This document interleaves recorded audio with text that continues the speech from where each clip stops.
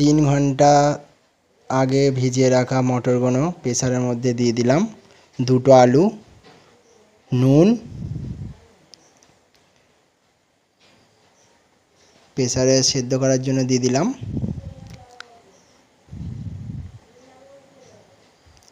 ভিডিওটি ভালো লাগলে সবাই লাইক করবে, শেয়ার করবে, সাবস্ক্রাইব করবে। আমার ইউটিউব চ্যানেলের নাম শুভজিৎ এডিটস।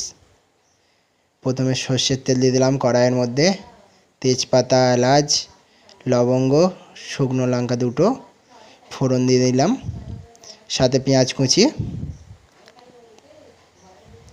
ভাজার জন্য দিয়ে দিলাম। ভিডিওটি অবশ্যই সবাই শেষ পর্যন্ত দেখবে, কেউ স্কিপ করবে না। ভিডিওটি ভালো লাগলে সাবস্ক্রাইব করবে আমার ইউটিউব চ্যানেল। আদা বাটা দিয়ে দিলাম।